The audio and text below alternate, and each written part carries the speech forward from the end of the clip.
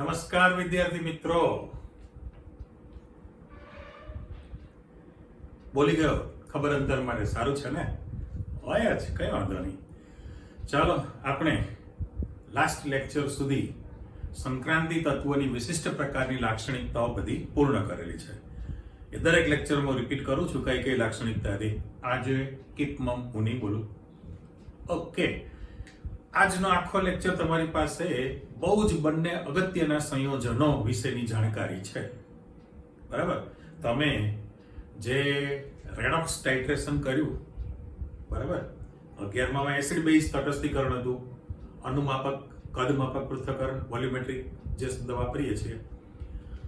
તમારે 12માં redox titration જે છે એમાં બ્યુરેટમાં ફર્સ્ટ ક્લાસ જાંબલી રંગનું દ્રાવણ ભરતા KMnO4 અને રસના ઓરેન્જ નારંગી રંગનું જે દ્રાવણ ભરતા હતા બ્યુરેટમાં એ પોટેશિયમ ડાયક્રોમેટ છે. બરાબર? બ્યુરેટમાં તમે રંગીન દ્રાવણ છે એટલે ફર્સ્ટ ક્લાસ પેલા કાપા દેખાય. 11માં પ્રોબ્લેમ હતો.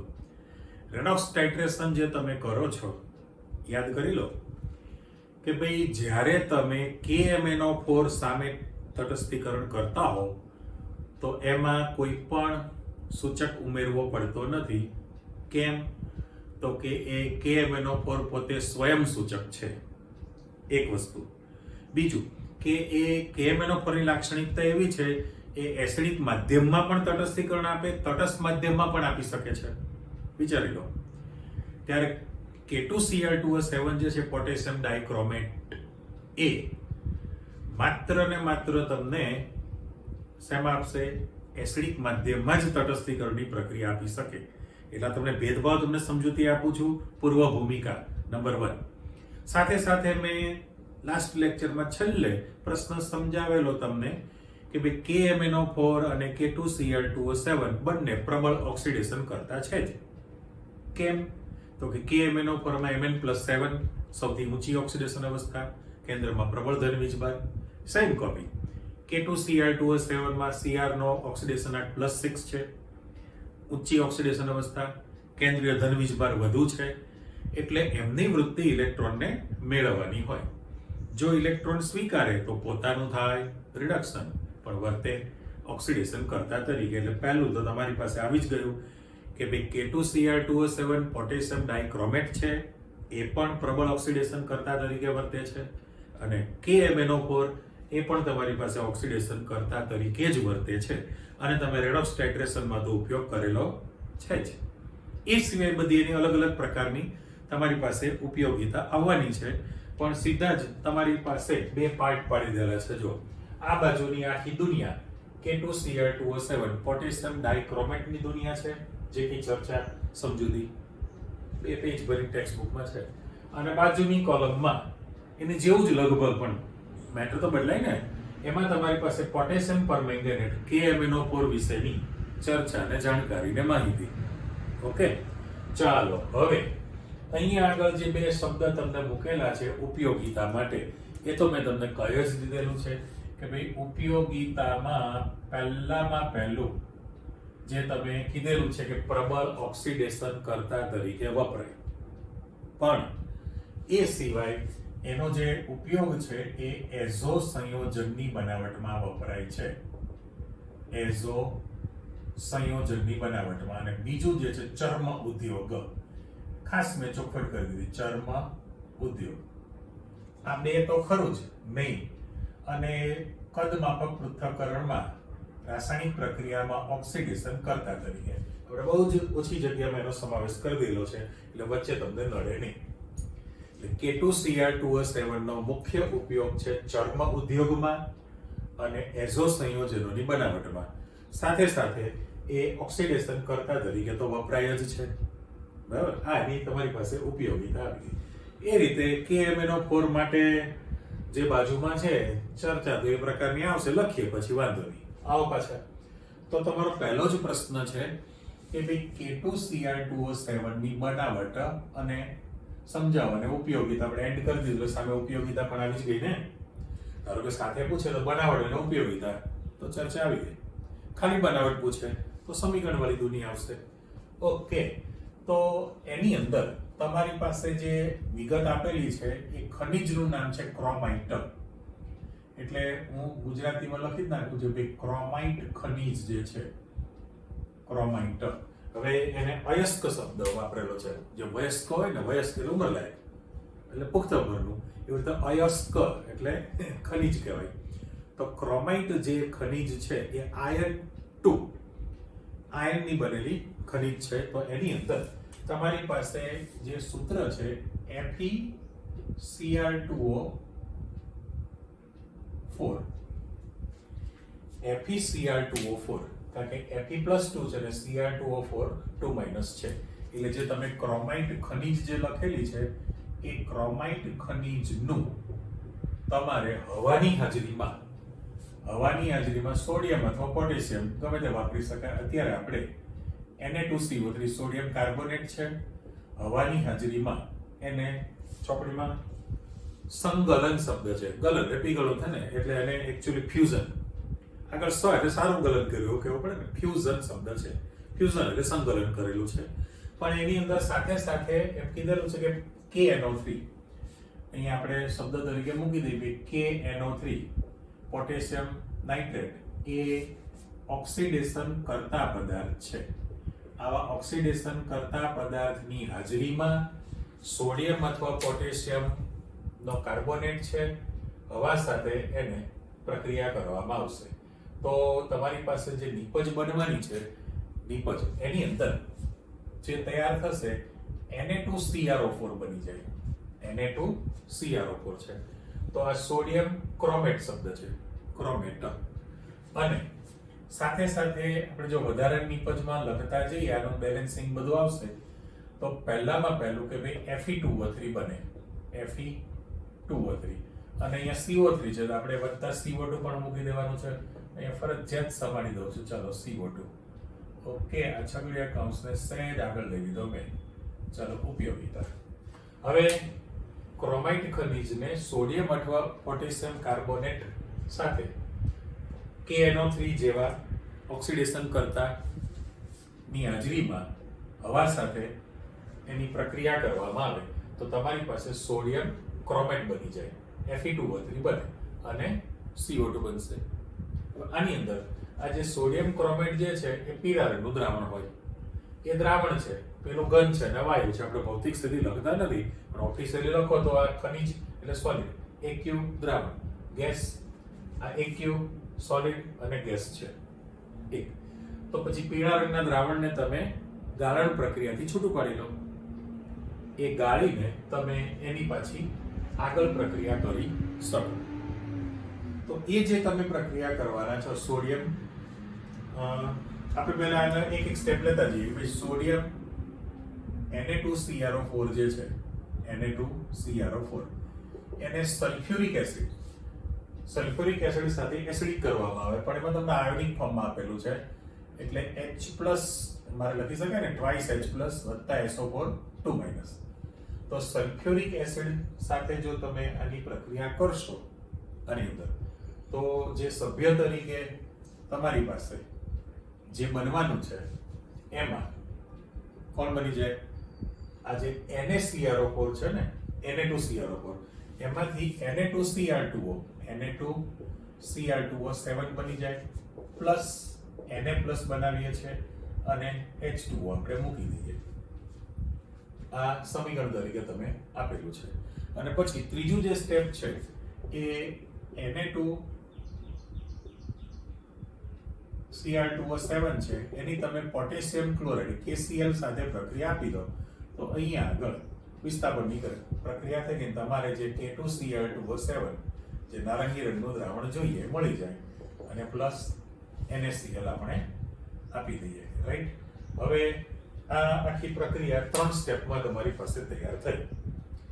બેલેન્સિંગમાં જવું છે તો નીચલા સમીકરણથી તમે જતા જાઓ તો પહેલામાં પહેલું કે અહીંયા આગળ તમારી પાસે સોડિયમની સંખ્યા 2 છે. હું જે લાઇનિંગ કરું એ જોજો. તમારે 2 વડે ગુણવા પડે. પોટેશિયમની સંખ્યા 2 છે એટલે 2 વડે ગુણવા પડે. બાકીનો પ્રશ્ન પૂરો થઈ ગયો. Cr2O7 2 chlorine. ઓકે, ઉપર તમે જશો તો કેવી વિગત તૈયાર થઈ? તો પહેલામાં પહેલું કે ક્રોમિયમની સંખ્યા 2 છે એટલે મારે 2 વડે ગુણવા પડે, રાઈટ? એક સાથે સાથે અહીંયા કોઈ વીજભાર 0 છે ને અહીંયા +2 થવાનું છે એટલે સોડિયમની સંખ્યા તમારી પાસે 4 થઈ. તો 2 સોડિયમ આવી ગયેલા છે. જો અહીંયા 2 મૂકું, જો ત્યાં આપણે 2 મૂકી દઈએ તો સોડિયમની કિંમત 4 થઈ ગઈ અને સાથે સાથે વીજભાર પણ +2 થઈ ગયો છે. ઓકે, અને હવે વાત આવી તમારી પાસે હાઇડ્રોજન. તો હાઇડ્રોજન 2 હતા, 2 છે. ઓક્સિજન 4 દુ 8 થયા, તો 7 ને 1 8 છે. એ પણ બેલેન્સિંગ થઈ ગયું છે. પણ ઉપરનું જે સમીકરણ છે, આમ તો ટ્રાયલ એન્ડ એરર મેથડ કહેવાય, પણ તમારે એના સમીકરણ માટે એક ચોપડો યાદ રાખવાનો છે.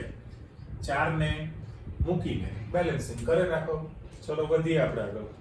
4 મેં મૂક્યું છે તો પહેલામાં પહેલો Fe ની કિંમત 4 થઈ એટલે મારે અહીંયા 2 વડે ગુણો તો 2 દુ 4 થઈ જાય. ક્રોમિયમ 4 દુ 8 થયા એટલે મારે અહીંયા 8 મૂકવાના થશે. તો પાછા સોડિયમ 8 દુ 16 થયા તો પાછા મારે અહીંયા 8 મૂકવાના થશે. તો કાર્બનની કિંમત 8 થઈ એટલે કાર્બન માટે મારે અહીંયા 8 મૂકવાના થશે, રાઈટ? હવે આપણે ઓક્સિજન ગણી લઈએ. તો આ બાજુ ફિક્સ થઈ ગયું છે, ગણતરી કરી નાખો. તો તમારી પાસે અહીંયા 8 ચોક 32, બરાબર? ઉપર વાંકડો લખો છો બ્લુ પેનથી એટલે તમારી પાસે 8 ચોક 32 થયા. અહીંયા 3 દુ 6 અને 8 દુ 16, 16 અને 3 દુ 6 તો 6 6 12 ને 2 14, 3 ને 2 5. ડાબી બાજુ જમણી બાજુ ઓક્સિજનની કિંમત 54 થઈ છે.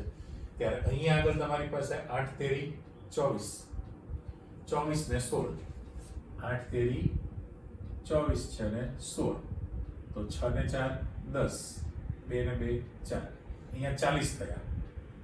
તો ત્યાં તમારે 54 કરવાના છે એટલે કેટલા ઘટે છે? અહીંયા 54 છે ને, અહીંયા તમારી પાસે 40 છે એટલે 14 ઘટે છે. તો જો અહીંયા 7 મૂકી દો તો 7 દુ 14, રેડી?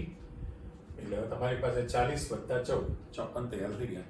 ટૂંકમાં સમીકરણનું આખું બેલેન્સિંગ થઈ ગયું. તમારી પાસે બનાવટનો જે સ્વતંત્ર પ્રશ્ન પૂછવામાં આવે તો વિગત આવી ગઈ. ફરીથી બોલીએ છીએ કે ભાઈ ક્રોમાઇટ ખનિજ જેમાં Fe+2 તરીકે છે, એટલે ક્રોમાઇટ ખનિજને સોડિયમ અથવા પોટેશિયમ કાર્બોનેટ અને KNO3 જેવા ઓક્સિડેશન કરતાની હાજરીમાં હવાની પણ હાજરી છે તો એ માંથી તમારી પાસે સોડિયમ ક્રોમેટ બને. સોડિયમ ક્રોમેટ છે, રાઈટ? ત્યાર પછી એ જે સોડિયમ ક્રોમેટ બનેલું છે એની સલ્ફ્યુરિક એસિડ સાથે પ્રક્રિયા કરવામાં આવે, એસિડિક કરવામાં આવે તો સોડિયમ ડાઇક્રોમેટ બને. અને સોડિયમ ડાઇક્રોમેટની KCl સાથે પ્રક્રિયા આપી દો તો પોટેશિયમ ડાઇક્રોમેટ તૈયાર થઈ ગયું છે. અને સામે તમે એની ઉપયોગિતા તો લખી જ નાખેલી છે કે તમે મિક્સ ન કરો એટલે હું આ પાર્ટીશન કરી દઉં છું. જો તમારું રેડી. અને સમીકરણને પણ આપણે આમ ડિવાઈડ કરતા જઈએ એટલે તમે મિક્સ ન કરો. તમારા જે 3 તબક્કા હતા એ 3 તબક્કાના સમીકરણ રેડી થતા ગયા છે. બંને પ્રશ્નો લગભગ સિમિલર છે. આ તો આપણે કમ્પ્લીટ પૂરો કરી દઈએ, ત્યાં સ્ટાર્ટ કરીએ, જ્યાં અટકે ત્યાં નેક્સ્ટ ટાઈમ પાછું, ચિંતા નહીં. ઓકે, હવે પ્રશ્ન કેવો છે કે ભાઈ CrO4 2- અને Cr2O7 2-, કારણ કે બંનેમાં તમે જોઈ શકો છો કે ભાઈ K2Cr2O7 લખું અથવા ઉભલું લખો તો ટ્વાઇસ K પ્લસ ને Cr2O7 2- છે જ. પણ ઉપરનામાં જશો તો ટ્વાઇસ Na પ્લસ અને CrO4 2- છે, બરાબર ને? એટલે બંનેમાં તમારી પાસે સંયોજકતા તો -2 છે જ. પણ પહેલામાં પહેલું કે આ બંનેનું સ્ટ્રક્ચર કેવું છે તો કે CrO4 જે છે એને મારે કહેવું પડશે ક્રોમેટ આયન. અચ્છા, ક્રોમેટ આયન છે એનું સૂત્ર CrO4 2- છે, રેડી? CrO4 2-. હવે એનું સ્ટ્રક્ચર જે છે ક્રોમિયમ સાથે તમારે 4 ઓક્સિજનના પરમાણુ મૂકવાના છે, પણ એ જે આકાર છે એ તમારી પાસે સમચતુષ્ફલકીય આકાર બનેલો છે. એટલે અહીંયા મારે 2- લખાઈ ગયું છે. પણ તમે એવું કહી શકો કે CrO4 2-, બરાબર? એનું જે સ્ટ્રક્ચર છે એ કોને મળતું આવે છે તો કે એનું બંધારણ KClO4 ને જેવું જ છે. કારણ એમાં પણ તમે જોઈ શકો છો કે K+ છે ClO4 માઇનસ છે, K પ્લસ છે, ClO4 માઇનસ છે, તો બંનેનું બંધારણ એક જ સરખું છે. તો ક્રોમેટ આયન જે બનેલો છે, ક્રોમેટ આયન, પણ હવે સાથે સાથે તમે કહી શકો કે ભાઈ ક્રોમેટ આયનનો આકાર સમચતુષ્ફલકીય છે ને, એટલે અહીંયા મારે સમચતુષ્ફલકીય આકાર છે, બરાબર, અને એનો KClO4 ને મળતો આવે છે. ત્યારે Cr2O7 નું જ્યારે બંધારણ તમે મૂકો તો એમાં કેવું થશે? ચાલો આપણે બ્લોક કરી દઈએ. Cr2O7 નું મારે બંધારણ કરવું છે. જો આને પણ હું બ્લોક કરી દઉં છું. હવે એમાં આ જ સ્ટ્રક્ચર છે. તો બે સમચતુષ્ફલકીય આયન છે. એ બે સમચતુષ્ફલકીય આયન એક ઓક્સિજન સાથે કોમન માં રહે, એટલે શીર્ષ જે આપણે ગણીએ એની સાથે જોડાયેલું રહેતું હોય. ચાલો એનું સ્ટ્રક્ચર આપણે મૂકવું હોય, ધારો કે તો આ ક્રોમિયમ છે, બરાબર, એની સાથે આ ઓક્સિજન છે. આ તમારી પાસે જે ઓરિજિનલ એક મૂકેલું છે, આ એક સ્ટ્રક્ચર CrO4 નું, રાઈટ, અને અહીંથી પાછું તમે મૂકી દો તો આ ક્રોમિયમ અને એની સાથે આ એક ઓક્સિજન, બીજો ઓક્સિજન અને આ ત્રીજો ઓક્સિજન તૈયાર થયો. અહીંયા તમને ખાસ આમ જે બોક્સ મૂકું છું એ 2- તો મેં મૂકેલું જ છે. તો 3 3 6 ને 7 થઈ ગયા કહેવાય. આપણે બહુ તો એવું કરી શકીએ કે ભાઈ અંદરનો જે ક્રોમિયમ છે એનો કલર ગ્રીન કરી દો, રાઈટ, એટલે આ બે ક્રોમિયમના પરમાણુ થયા અને 7 ઓક્સિજન છે, એ પણ કલર ચેન્જ કરી દો તો CrO4 તૈયાર થયું કહેવાય. પણ એમાં સ્ટ્રક્ચરમાં તમે જોઈ લીધું કે આ જે આયન બનેલો છે એને આપણે ડાયક્રોમેટ આયન કહેવાય ને, ડાયક્રોમેટ આયન છે. એટલે Cr2O7 2- છે, Cr2O7 2- અને પેલું CrO4 2- છે. એની અંદર વાત કરીએ પ્રમાણે બે સમચતુષ્ફલક એક ઓક્સિજન સાથે જોડાણ થયું છે, પણ આ CrO-Cr વચ્ચેનો ખૂણો જે છે 126 ડિગ્રીનો છે. બંને વચ્ચે Cr'-O-Cr નો ખૂણો 126 ડિગ્રી છે. એટલે આ એક તો એનું તમે બંધારણ તો આપી દીધું. ઓકે, બંધારણની ચર્ચા થઈને હવે વાત આવે છે એનો વિશિષ્ટ પ્રકારનો ગુણધર્મ. તે ગુણધર્મમાં આપણે જવું છે. એવું કહે છે કે ભાઈ આ બંને આયનો જે છે એકબીજા સાથે ગતિશીલ સંતુલન જાળવી રાખે, એકબીજામાં આંતર પરિવર્તનશીલ છે. કે ભાઈ આમાંથી આમાં કન્વર્ઝન થાય, પેલામાંથી પેલામાં કન્વર્ઝન થઈ શકે. આંતર પરિવર્તનશીલ શબ્દ આપણે કીધેલો છે. તો બંનેની અંદર તમારી પાસે ઓક્સિડેશનાંક બદલાતો નથી. ઓક્સિડેશનાંક જે છે એ તમારી પાસે ન બદલાય, કારણ કે તમે એમદમ ચિત્ર જુઓ તો તમને અંદાજ આવી ગયેલો છે. જેવી રીતે આ કાટી લાઈનિંગ મૂકી દઉં છું, જુઓ આ -2 છે ને, તો ક્રોમિયમમાં બંનેના ક્રોમિયમનો સહવર્ગાંક 4 છે, એની સાથે 4 ઓક્સિજનના પરમાણુ જોડાઈ શકે છે. એક આ સમચતુષ્ફલકીય છે, પેલો આકાર સમચતુષ્ફલકીય જ છે, પણ બે સમચતુષ્ફલક એક શીર્ષથી જોડાયેલા છે અને એમાં ખૂણો 126 ડિગ્રીનો છે. આની અંદર સાથે સાથે બંને જે છે બંને એમાં D3S પ્રકારનું સંકરણ થાય. સંકરણ જે તમારી પાસે થવાનું છે એ બંનેની અંદર સંકરણ D3S પ્રકારનું સંકરણ તૈયાર થવાનું હોય. પણ આંતર પરિવર્તનશીલ છે એનો અર્થ એવો થયો કે ભાઈ જ્યારે તમે ફેરબદલી કરો, બરાબર, તો આ Cr2O7 2- છે. એ એસિડિક મીડિયમ જ્યારે તમે રાખશો અહીંયા એટલે H+ લખું છું, જુઓ તો H+ ની હાજરીમાં એનું રૂપાંતરણ જે છે CrO4 2- માં થઈ જશે અને પ્લસ ઓક્સિજન છે એટલે હું H2O મૂકી દઉં અને સાથે સાથે આ સમીકરણને આપણે ઊંધું મૂકવું છે. હવે કેવું થાય તો કે CrO4 2- છે, એમાં તમે બેઝિક દ્રાવણ ઉમેરશો તો એનું કન્વર્ઝન Cr2O7 2- માં થઈ જશે અને પ્લસ H2O તો મારે મૂકવાના જ છે, બરાબર. એટલે આ બંને જે સમીકરણ છે એ બે સમીકરણની અંદર પહેલામાં પહેલું તમે જોઈ શકો કે ભાઈ આંતર પરિવર્તનશીલ છે. બંનેમાં આપણે ઓક્સિડેશનાંક લખીએ તો ઓક્સિડેશનાંક ચેક કરી લો કે 7 × 2 = 14 માંથી 2 જાય 12 ભાગ્યા 2, તો અહીંયા ઓક્સિડેશન સ્થિતિ +6 છે, એટલે અહીંયા પણ +6 જ છે ને, એકમાં જ લખવાનું છે મારે.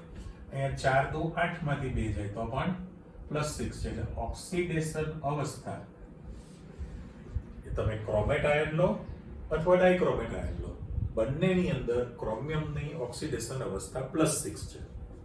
બંનેમાં D3S પ્રકારનું જ સંકરણ થાય છે. અને બીજી વસ્તુ કે એનો આકાર સમચતુષ્ફલકીય થયો, આ ખાલી 2 સમચતુષ જોઈન્ટમાં છે. બરાબર. હવે તો આંતર પરિવર્તનશીલ છે એના માટે જવાબદાર કોણ છે? pH પર આધાર રાખે ને, એકબીજામાં જે રૂપાંતરણ થવાનું છે એનો આધાર શેના પર છે? pH ના મૂલ્ય પર આધાર રાખશે. એટલે એસિડિક મીડિયમમાં તો આ રૂપાંતરણ થાય, નહીંતર પેલું થઈ શકે. અને કલર પણ તમે જાણો છો કે ભાઈ આ નો કલર કેવો છે? પીળો રંગ છે ને, આ પીળો રંગ, અને આનો રંગ કેવો છે? નારંગી છે. તો નારંગીમાંથી પીળા રંગમાં રૂપાંતર થયું કહેવાય. અને જ્યારે તમે બેઝિક માધ્યમ રાખવાના છો તો ફરી પાછું ઉલટું કરજો ને, આ જે પીળો રંગ છે એનું રૂપાંતરણ તમારી પાસે નારંગી કલરમાં થઈ જવાનું છે. ઓકે, વાત આવી સંતુલનમાં. તો સંતુલન માટે શું કરશો? દેખાય છે બે ક્રોમિયમની કિંમત 2 છે, એટલે 2 મૂકી દઉં ત્યાં આગળ, ત્યાં 2 મૂકી દઈએ આપણી પાસે, રાઈટ.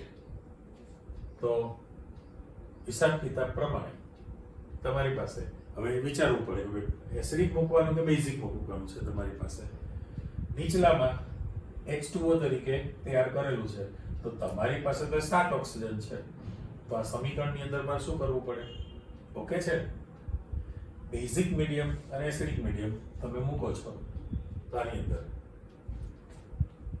તો એકબીજામાં જ્યારે તમે કન્વર્ટ કરતા હો તો એસિડિક મીડિયમ ક્રોમિયમની કિંમત 2 છે, એટલે તમે 2 મૂકવાના છો. પણ હાઇડ્રોજનની કિંમત તમારી પાસે કેટલી થઈ? જુઓ પાછું, તમે અટકી ના જાઓ. હાઇડ્રોજનની સંખ્યા 2 છે, એટલે મારે 2 મૂકવા પડે. જો તમે હાઇડ્રોજનની કિંમત ત્યાં 2 મૂકી દીધી, ચલો અહીંયા આગળ, તો વીજભાર તમારી પાસે અહીંયા -4 છે ને, વીજભાર કેટલો છે? -4. તો આ બાજુ -4 થવું જોઈએ. એના માટે ફેરબદલી શું કરવાની થાય? ફેરબદલીમાં તો -4 કરવા માટે તમારે આમાં આંકડો બદલવો પડે. એટલે આખું એરર આવી ગઈ કહેવાય.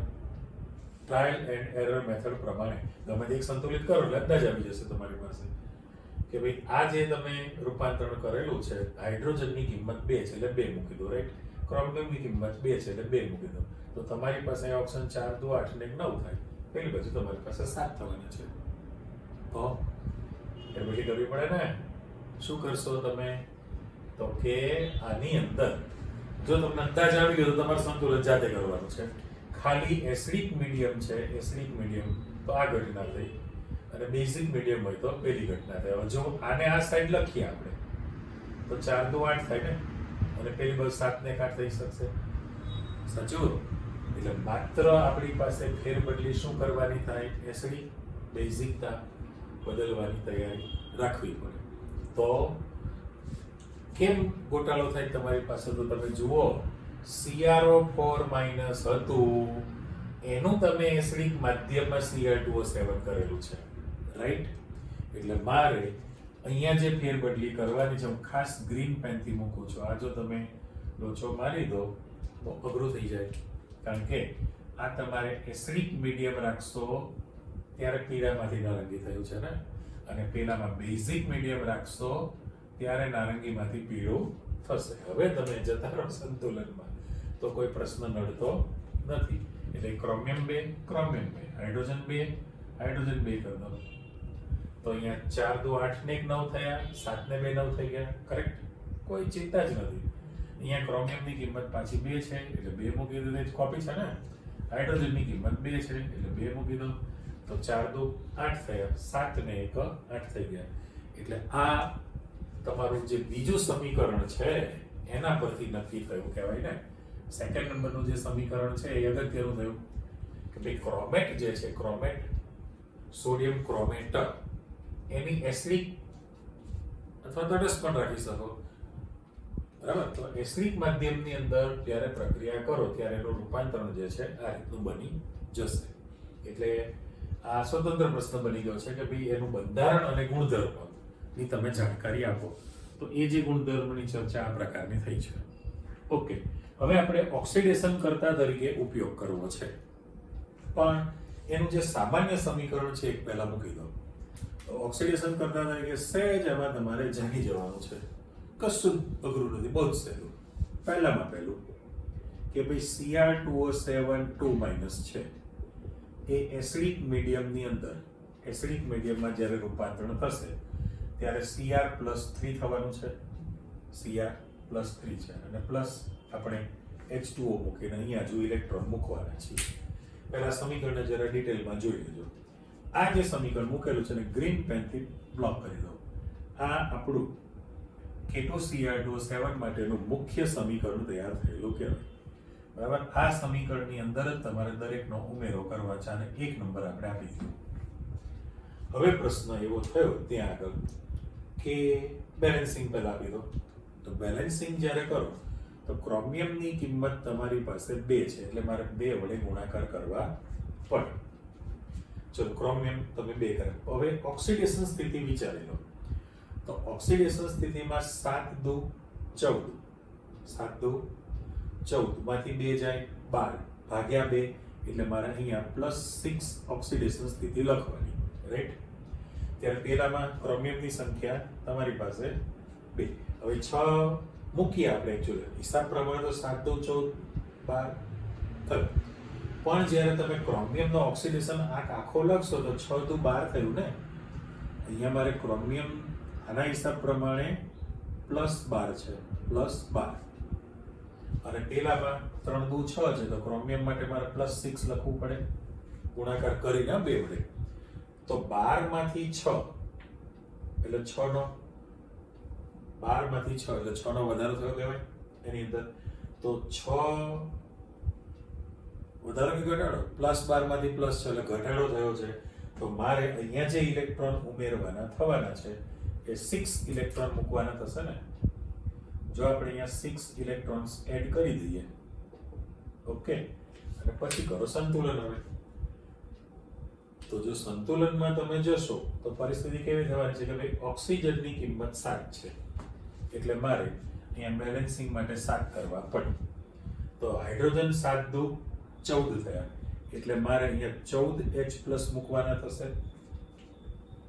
બેલેન્સ થઈ ગયું. માત્ર વીજભાર ચેક કરો તો અહીંયા +6 છે, અહીંયા તમારી પાસે 6 અને 2 એટલે -8 થયા. 6 અને 2 8 માઇનસ અને +14, +14 અને -8 +6 થઈ ગયો. તો આ તમારું મેઇન સમીકરણ છે Cr2O7 માંથી ક્રોમિયમનું જે છે એ પોતાનું શું થયું કહેવાય આની અંદર +12 માંથી +6 ઘટાડો થયો છે, એટલે રિડક્શન અર્ધ પ્રક્રિયા તૈયાર થયેલી કહેવાય. રિડક્શન અર્ધ પ્રક્રિયાનું સમીકરણ છે. ઓકે, હવે તમારી પાસે ઓક્સિડેશન અર્ધ પ્રક્રિયાનું સમીકરણ આપણે વિચારવું હોય કોઈ પણ, દાખલા તરીકે હું એવું મૂકું છું તમારી પાસે અહીંયા આગળ. હવે ઘણા બધા આવી શકે કે ભાઈ Fe2+ છે, એમાંથી Fe3+ બને અને વત્તા 1 ઇલેક્ટ્રોન મુક્ત કરે, તો આ ઓક્સિડેશન અર્ધ પ્રક્રિયા થયેલી કાંઈ બધી લખીશ, અને આ જે લખેલું છે એને રિડક્શન અર્ધ પ્રક્રિયા આપણે આપી દીધું છે. પેલું રિડક્શન અર્ધ પ્રક્રિયા છે અને ઓક્સિડેશન અર્ધ પ્રક્રિયા છે. Same copy. I- છે, એમાંથી દાખલા તરીકે I2 કરે, બરાબર? તમારે ગુણકની અંદર શું કરવું પડે? આયોડાઇડના 2 આયનો 2 ઇલેક્ટ્રોન મુક્ત કરે તો તમારી પાસે આ બની જવાનું છે ટ્વાઇસ. એ જ રીતે Sn+2 છે, Sn લખાઈ ગયું છે, Sn2+ છે, એમાંથી Sn4+ બને તો એને 2 ઇલેક્ટ્રોન મુક્ત કરેલા કહેવાય. તો આ બધી જ ઓક્સિડેશન અર્ધ પ્રક્રિયાઓ કહેવાય. બસ મેં બ્રેકેટ મૂકી દીધું. બીજા 2-4 સમીકરણ આપેલા છે. હવે પ્રશ્ન કેવો થયો કે ભાઈ ઓક્સિડેશન કરતા તરીકે જ્યારે તમે મૂકશો ત્યારે એસિડિક માધ્યમમાં આ પ્રક્રિયા થયેલી છે. તો ઓક્સિડેશન અર્ધ પ્રક્રિયા 1 નંબર અને રિડક્શન અર્ધ પ્રક્રિયા તમારી આ 2 નંબર છે. એ બંનેનો સરવાળો કરવો હોય ગમે તે એક સમીકરણને તો અહીંયા 6 ઇલેક્ટ્રોન છે ને. ઇલેક્ટ્રોન સંખ્યા કેટલી છે તમારી પાસે?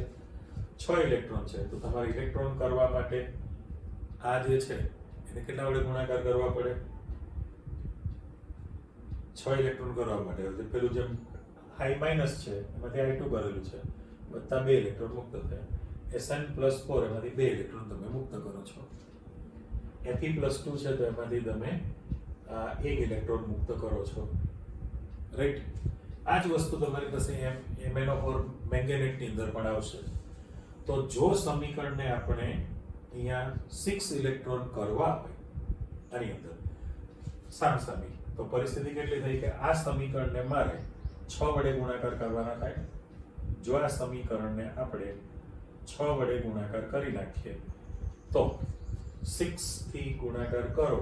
સપોઝ આપણે પહેલું સમીકરણ વિચારીએ છીએ જેના પર ગ્રીન નિશાની મૂકું છું.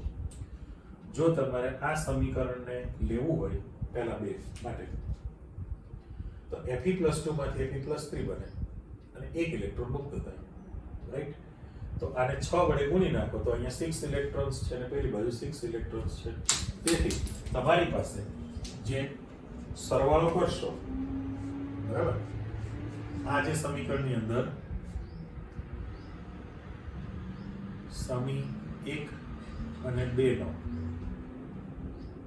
સરવાળો કરતા માન લો કે આપણે પહેલું સમીકરણ એક લખવું છે તો Cr2O72 માઈનસ તમારી પાસે છે વત્તા 14H+ તો ઓલરેડી છે જ પોતાના. અહીંયા મેં 6 વડે ગુણાકાર કર્યો છે એટલે Fe6 Fe2+ લખાશે. પેલી બાજુ જશો તો તમારી પાસે ટ્વાઇસ Cr3+ છે પ્લસ 6 Fe3+ કરવાના છો અને 7H2O પ્લસની અંદર છે તમારી પાસે 6 Fe3+ બનેલું કહેવાય. આખું સમીકરણ તમારી પાસે રેડોક્સ ફોલો તૈયાર થઈ ગયેલું છે. એટલે મારે તો કંઈ વિચારવાનું છે જ નહીં એની અંદર, કારણ કે હિસાબ કિતાબ પ્રમાણે તમે જો જોશો તો બે રેડોક્સનો તમે અર્ધ પ્રક્રિયાઓનો સરવાળો કરી નાખેલો છે. તો અહીંયા હિસાબમાં પરમાણુ તો સંતુલિત જ છે, ખાલી 6 તેરી 18 અને 3 દુ 6. તો અહીંયા આગળ પણ તમારી પાસે 6 દુ 12 6 દુ 12 માંથી 2 તમે કાઢી નાખો એટલે 10 વત્તા 14 24 થયા.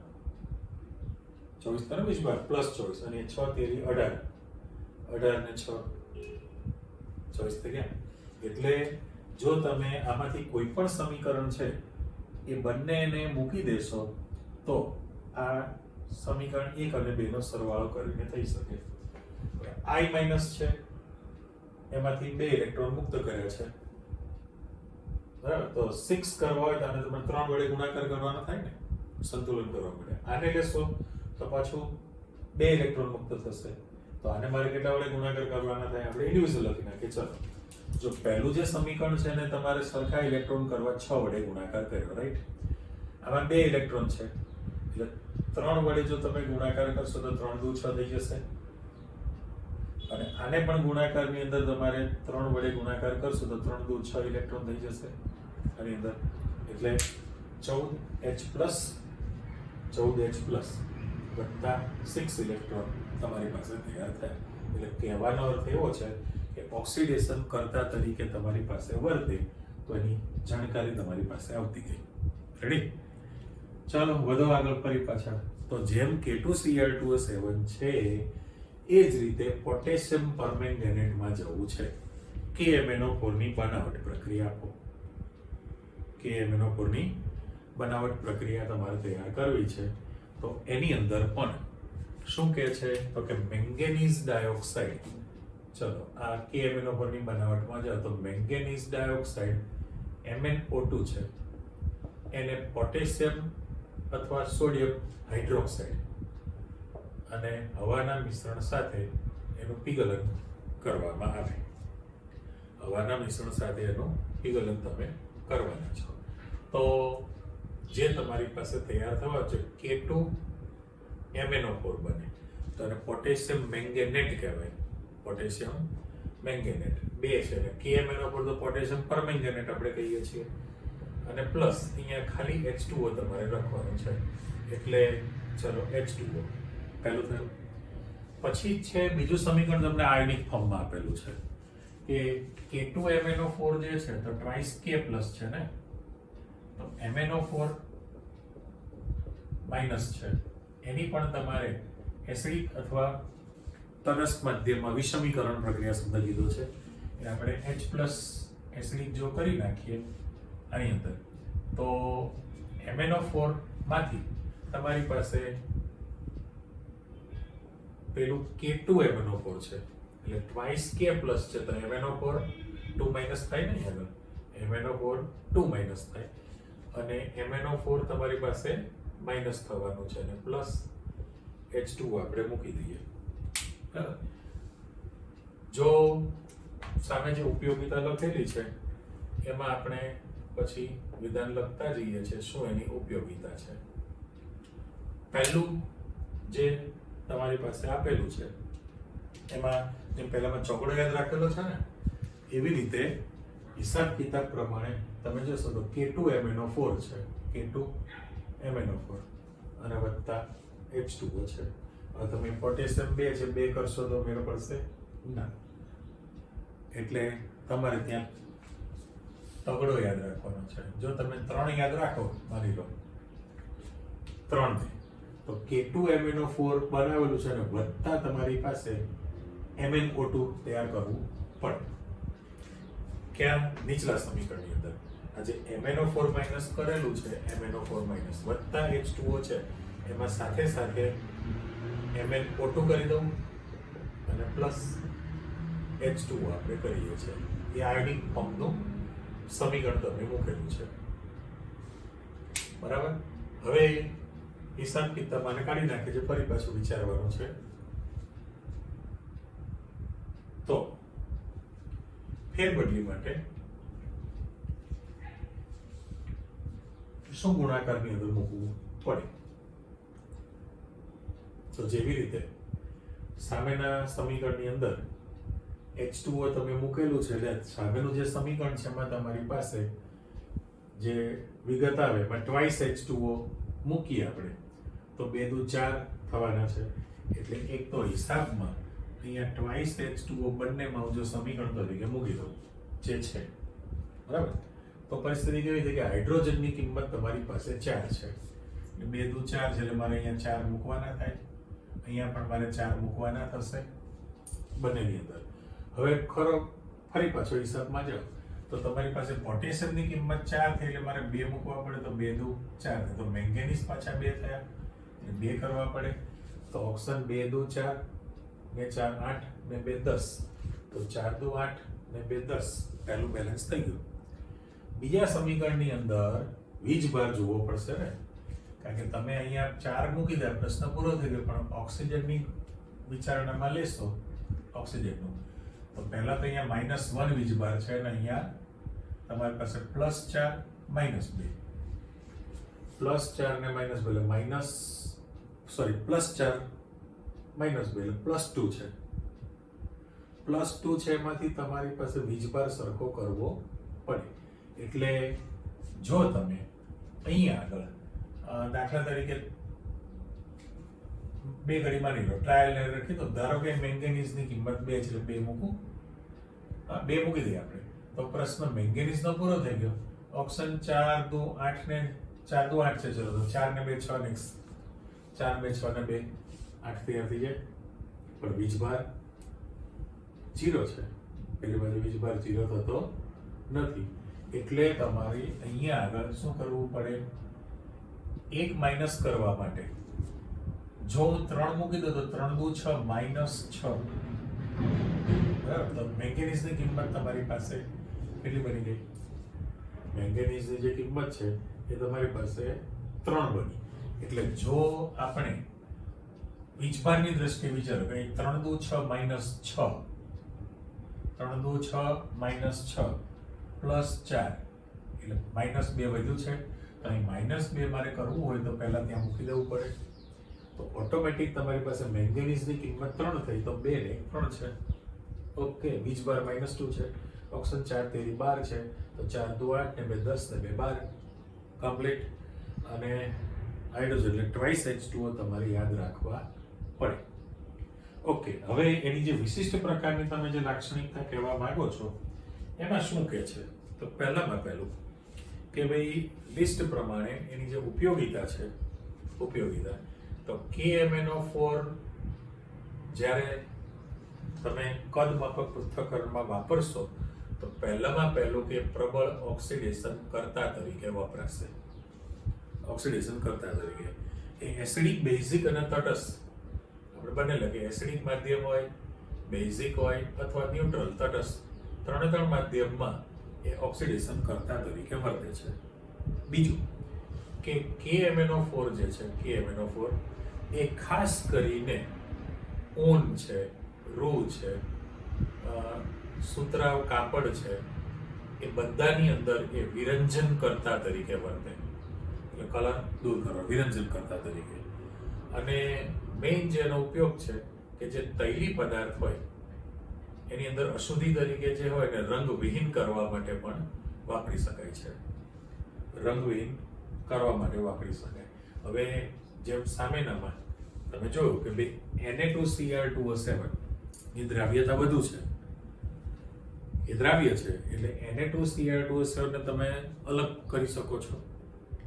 તો K2Cr2O7 કરતા પણ Na2Cr2O7 ની દ્રાવ્યતા વધુ છે એટલે એનો ઉપયોગ આ જે છે એનો ઉપયોગ કાર્બનિક રસાયણમાં ઓક્સિડેશન કરતા તરીકે વપરાય. યાદ કરી લો, ફિનોલનું, આલ્કોહોલનું ઓક્સિડેશન કરો તો Na2Cr2O7 રાખતા હતા ને, Na2Cr2O7 રાખતા હતા અને K2Cr2O7 તો વાપરીએ છીએ. એની વિશિષ્ટ લાક્ષણિકતા થઈ. તો અહીં આગળ પણ તમારી પાસે આવી ગયું કે ભાઈ એસિડિક, બેઝિક અને તટસ્થ ત્રણેય માધ્યમમાં ઓક્સિડેશન કરતા તરીકે વર્તે.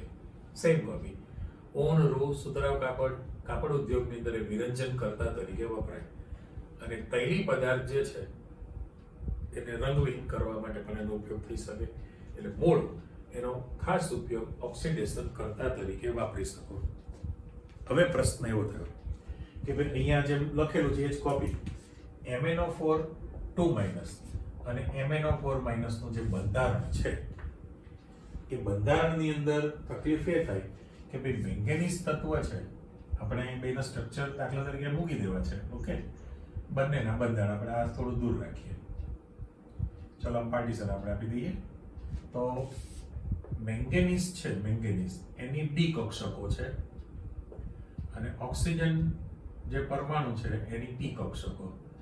તો ડી કક્ષકો અને પી કક્ષકોનું એકબીજામાં સંમિશ્રણ થવાને કારણે પાઈ પ્રકારનો બંધ બને. તો જે બંધ બનવાનો છે એ ડી પાઈ પી પાઈ બને. એ જે ડી કક્ષકથી અને પી કક્ષકથી જે પાઈ બંધ બનવાનો છે એને ડી પાઈ પી પાઈ રચનાથી બનેલો બંધ કહેવાશે. બંનેમાં આમાં પણ તમે કહી શકશો કે બંનેમાં જે સંકરણ જે છે એ D3S પ્રકારનું તૈયાર થવાનું છે. આકાર એનો સમચતુષ્ફલકીય તમે બનાવવાનો છે, બંનેનો આકાર. પણ જ્યારે તમે સ્ટ્રક્ચર મૂકો ત્યારે પરિસ્થિતિ કેવી થાય? તો વીજભાર પ્રમાણે દાખલા તરીકે આ મેં એક બોક્સ આપી દીધું અને આના માટે એરો બાજુ મૂકી દઈએ, આના માટે માઇનસ કરેલું છે, વચ્ચે મેં પાર્ટીશન. હવે મેંગેનીઝ સાથે આપણી પાસે આ Mn છે,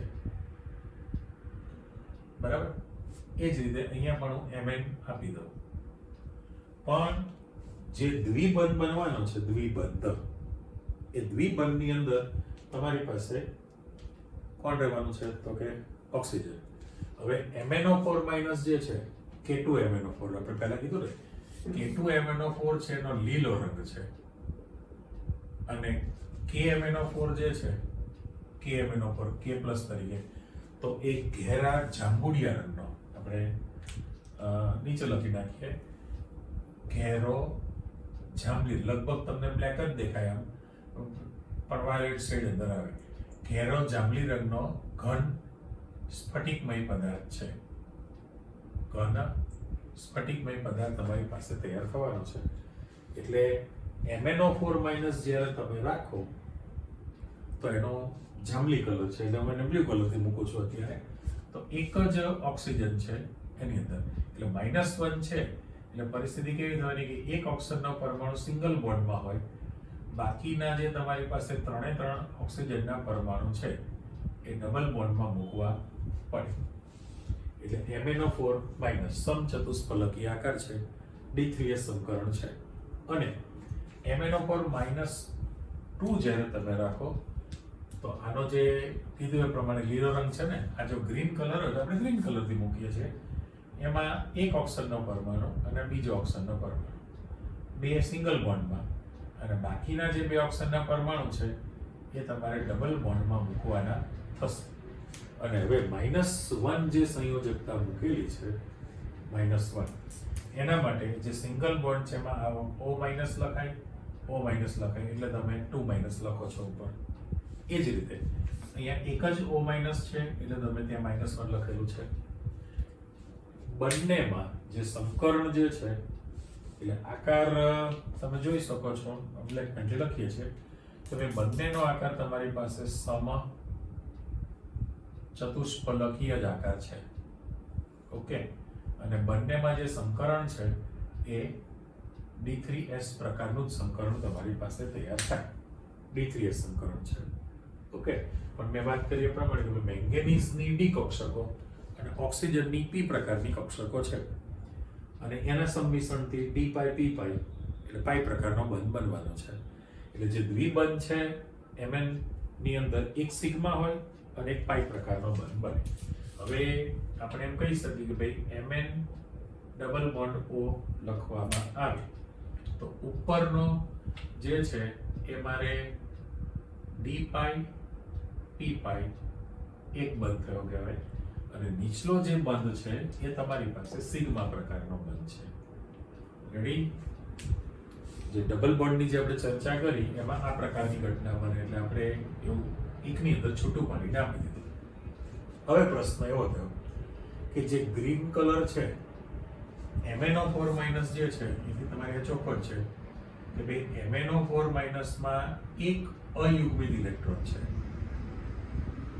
એમાં અયુગ્મિત ઇલેક્ટ્રોન એક છે, એના કારણે એનો જે ગુણધર્મ છે એ એક તો અનુચુંબકીય છે અને સાથે સાથે એનો લીલો રંગ પણ છે. રેડી? કોનું? MnO4-2-. સુધારો, MnO4-2- જે છે એની અંદર એક અયુગ્મિત ઇલેક્ટ્રોન આવેલો છે, એના કારણે અનુચુંબકીય પણ છે અને સાથે સાથે લીલો રંગ પણ ધરાવશે. જ્યારે MnO4- જે છે, MnO4- એમાં એક પણ અયુગ્મિત ઇલેક્ટ્રોન નથી, એટલે બધા યુગ્મિત છે, અયુગ્મિત ઇલેક્ટ્રોન નથી, તો એનો ગુણધર્મ કેવો થવાનો છે? પ્રતિચુંબકીય તૈયાર થવાનો છે, અને છતાં પણ એ વિશિષ્ટ ગુણધર્મથી જાંબલી રંગ પણ દર્શાવે છે. એની થિયરી અત્યારે સમજવી અસ્થાને છે, વિચારે પણ નહીં, એની લાંબી થિયરી છે. આણ્વિય કક્ષક સિદ્ધાંત જે છે અસ્થાને અત્યારે, પણ એનો ચોક્કસ ગુણધર્મ છે એટલે જાંબલી રંગ. ટૂંકમાં પહેલામાં અયુગ્મિત ઇલેક્ટ્રોન છે, અનુચુંબકીય અને લીલો રંગ, ત્યારે આની અંદર પ્રતિચુંબકીય છે અને પાછો જાંબલી રંગ પણ ધરાવશે.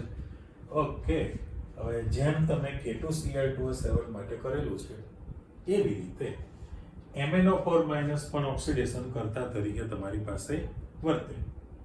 તો એનું જનરલ સમીકરણ આપણે બનાવવું હોય કોપી જ, તો એમાં વિશિષ્ટતા એ થઈ કે ભાઈ MnO4- છે, MnO4- છે, એ પણ એસિડિક મીડિયમમાં જો પ્રક્રિયા કરે, આપણે ઇલેક્ટ્રોન મૂકી દઈએ તો એનું રૂપાંતરણ Mn2+ માં થાય.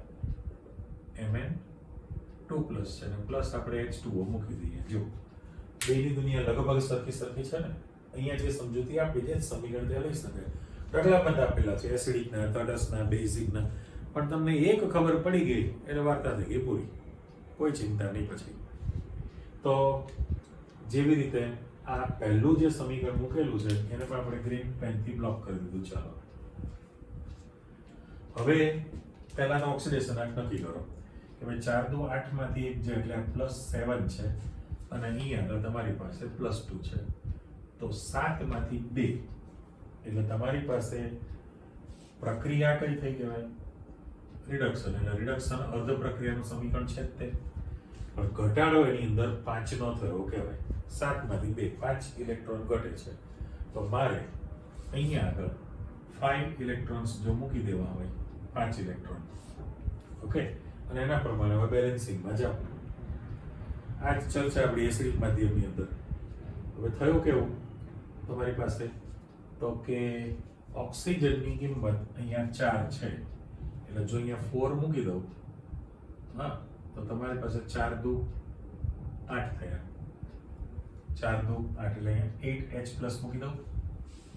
8H પ્લસ આપણે મૂકીએ, ઓકે.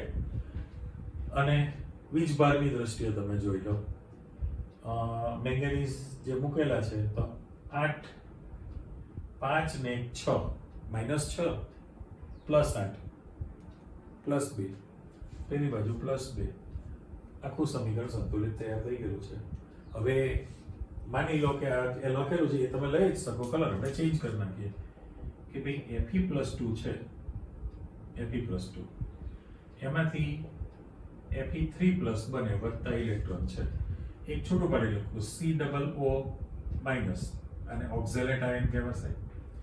ઓક્ઝેલેટ આયનમાંથી CO2 બને વત્તા 2 ઇલેક્ટ્રોન મુક્ત કરશે, વત્તા તમારી પાસે 2 ઇલેક્ટ્રોન મુક્ત કરવાનું છે.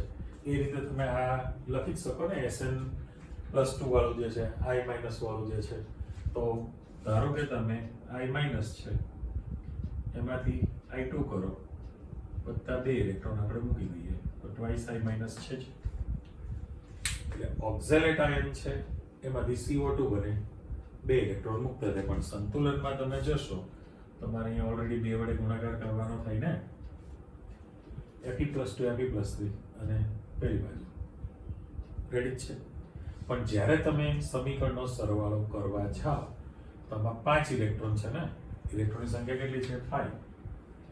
જેમ તમારી પાસે અહીંયા 6 ઇલેક્ટ્રોન હતા તો 6 ઇલેક્ટ્રોન માટે તમે જે ગુણાકાર કરતા હતા એ જ પરિસ્થિતિ અહીંયા થવાની છે. આપણે એક સમીકરણ બદલી નાખીએ. પહેલું જે સમીકરણ છે એને મારે કેટલા વડે ગુણવાના થશે? 5 કરવા માટે આને 5 વડે ગુણાકાર કરું. આને જે ગુણાકાર કરશું એ 5 છે અહીંયા આગળ. તો હિસાબ કિતાબની અંદર તમારી પાસે 2 ઇલેક્ટ્રોન છે તો સામસામી ગુણાકાર થાય ને પાછો. 10 કરવા માટે આને 2 વડે ગુણવું પડે, પહેલા આને 5 વડે ગુણાકાર કરવો. આપણું રેડોક્સ જ છે. અને નીચલું જે સમીકરણ છે એ જે સમીકરણની અંદર પણ તમારી પાસે ઇલેક્ટ્રોન ફેરબદલી કરવા માટે. હવે જેવી રીતે આ 7 માંથી 2 5 નો ઘટાડો કર્યો છે તો અહીંયા તમારી પાસે 2 ઇલેક્ટ્રોન છે, બરાબર. તો આને 5 આને 2 વડે ગુણો અને 5 વડે ગુણો તો 5 તો 10 થઈ ગયા કહેવાય. અને આને પણ મારે 5 વડે ગુણાકાર કર્યો કહેવાય. 5 વડે ગુણાકાર કરીએ તો 5 તો 10 થાય, પહેલા આને 2 વડે ગુણવાનો થાય, બરાબર. એટલે જેને અહીંયા પણ જો 5 વડે ગુણાકાર કરું તો 5 દુ 10 થશે, 5 દુ 10 થઈ જાય. અને આને 2 વડે ગુણાકાર કરવાનું થાય તો ત્યાં પણ બદલાઈ જવાનું છે. એટલે આપણે બીજું સમીકરણ મૂકી દઈએ. માની લો કે ખાલી 5 ના ગુણાકાર વાળું મારે મૂકવું હોય તો જે પહેલું સમીકરણ છે એના માટે MnO4- છે વત્તા 8H પ્લસ છે. આ જે 5 વાળું છે એ 5 ઇલેક્ટ્રોનને આપણે કાઢી નાખીએ છીએ તો મારે અહીંયા 5 Fe2+ લખાશે. પેલી બાજુ જશો 5 ઇલેક્ટ્રોન કેન્સલ થઈ ગયેલા છે એટલે મારે અહીંયા Mn2+ લખાશે પ્લસ 5 Fe3+ લખાશે અને પેલી બાજુ 5 નીકળી ગયા. જો આ સમીકરણને આપણે બ્લોક કરી દો, ઓકે, તો એ પણ તૈયાર થઈ ગયું. અને ડબલ કરી નાખો, 16H+ કરવામાં આવે ધારો કે, તો બીજું સમીકરણ બની જાય ને. વીજભારની દ્રષ્ટિએ તમે કરો ચેક પાછો, કારણ કે અહીંયા આગળ તમારી પાસે 5 તેરી 15 ને 2 17 છે. અહીંયા તમારી પાસે આ 5 દુ 10 ને 8 18 માંથી 1 જાય એટલે 17 થઈ ગયું કહેવાય. પણ ઓક્ઝેલેટ વાળું જો તમે સમીકરણ મૂકશો, ઓક્ઝેલેટ વાળું, તો ત્યાં આગળ તમારી પાસે C2O4 કરવું પડે ને. આજે સમીકરણ સપોઝ મારે લખવું તો આને 5 વડે ગુણાકાર કર્યા, 5 દુ 10 થાય અને પેલું જે છે ને 2 વડે ગુણાકાર થાય. એટલે એ હું ફરી પાછો કલર ચેન્જ કરી નાખું. માની લો કે આપણે આ સમીકરણનો સરવાળો કરવો છે. જો એ સમીકરણ તમારે મૂકવું હોય તો પરિસ્થિતિ કેવી થવાની છે કે ભાઈ આ 5 છે, 5 વડે પેલું 2 વડે, એટલે જો હું ગુણાકાર કરું તો ટ્વાઇસ MnO4 માઇનસ છે 2 વડે, પ્લસ 8 દુ 16H પ્લસ થયા. અહીંયા 5 દુ 10 ઇલેક્ટ્રોન નીકળી ગયા, પણ આના માટે મારે લખવું હોય તો 5C2O4 2 માઇનસ લખાય. મારે 5C2O4 2 માઇનસ લખાય. અને પેલી બાજુ જશો તો ફરી પાછું તમારી પાસે આને મારે 2 વડે ગુણવાના છે, એટલે ટ્વાઇસ Mn પ્લસ 2 લખાશે, પ્લસ 4H2O છે જ, 4H2O. અને આને તમારે 5 દુ 10 CO2 કરવાના થાય. ફાઇનલ એટલે વીજભારની દ્રષ્ટિએ જોઈ લો તો 2 દુ 4 પ્લસ 4 છે, બાકી તો 0 છે. આ બાજુ પ્લસ 4 તમારે રાખવાના છે, એટલે 5 દુ 10, 5 દુ 10 ને 2 12, માઇનસ 12 છે અને પ્લસ 16 છે, તો તમારી પાસે પ્લસ 4 આવી ગયા કહેવાય કે નહીં. એટલે ટૂંકમાં અહીંયા આગળ આ બીજું સમીકરણ જે મૂકેલું છે એને પણ મેં બ્લોક કરી દીધેલું છે. એટલે બે શક્યતા થઈ, કાં તો તમારે 8H પ્લસ વાળું અથવા 16H પ્લસ તૈયાર કરવાનું થાય. પણ એ શેના પરથી નક્કી થયેલું છે તો કે MnO4 પરમેંગેનેટ જે છે એ +7 માંથી +2 બને છે, 5 નો ઘટાડો થયો, એ રિડક્શન અર્ધ પ્રક્રિયા તૈયાર થઈ, ઓક્સિડેશન અર્ધ પ્રક્રિયા છે, બંનેનો સરવાળો કરો એટલે આપણી પાસે રેડોક્સ સમીકરણ આખું તૈયાર થવાનું હોય આની અંદર. એટલે બંનેમાં તમે જોઈ લીધું લગભગ સિમિલર છે. બંને K2Cr2O7 પોટેશિયમ ડાઇક્રોમેટ ની બનાવટ, એની ઉપયોગિતા, એના આયનો અંતર પરિવર્તનશીલ, pH ઉપર આધાર રાખશે, અને ઓક્સિડેશન કરતા તરીકેનું સમીકરણ આવી ગયું. આમાં છૂટા પાડી તમારી પાસે પ્રશ્ન બને, એની જેવી જ તમારી પાસે વાક્ય રચના બનતી ગઈ કે ભાઈ KMnO4 ની બનાવટ તમે કરી, એની ઉપયોગિતા જોઈ. મેંગેનેટ આયન લીલો રંગ અને પરમેંગેનેટ આયન જાંબુડિયો કલર છે, બરાબર. અને અનુચુંબકીય D5 P5 બંધ બનતો હોય, પ્રતિચુંબકીય છે, સમચતુષ્ફલકીય D3S પ્રકારનું સંકરણ તૈયાર થવાનું છે. અને એને પણ જ્યારે ઓક્સિડેશન કરતા તરીકે તમે વિચારો તો એ એસિડિક મીડિયમમાં પણ આપે છે, તટસ્થ મીડિયમ પણ હોય અને બેઝિકમાં પણ આપી શકે છે આની અંદર. પણ આ જે KMnO4 છે એની દ્રાવ્યતા બહુ ઓછી છે. એનો તમને આંકડો આપ્યો છે કે ભાઈ 20 ડિગ્રી સેલ્સિયસ તાપમાને, બરાબર, 100 ગ્રામ પાણીમાં, 100 ગ્રામ પાણી છે એની અંદર લગભગ એમ માનો કે 6.4 ગ્રામ, એટલે 6.5 ગ્રામ જ થયો ને, 6 ગ્રામ જ થયો. 100 ગ્રામ પાણીમાં માત્ર 6 ગ્રામ જ ઓગળી શકે છે.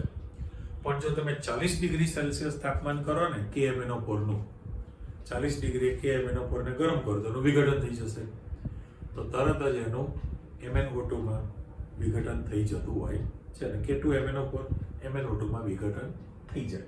એટલે ટૂંકમાં આ જો આપણી પાસે જે સંક્રાંતિ શ્રેણીની જે દુનિયા હતી એના બે અગત્યના જે સંયોજનો હતા એની ચર્ચા તમારી પાસે આવતી ગઈ, બરાબર. અને પાછળ તો તમારી પાસે એ લોકોની ઉપયોગિતાની દુનિયા બાકી વધે.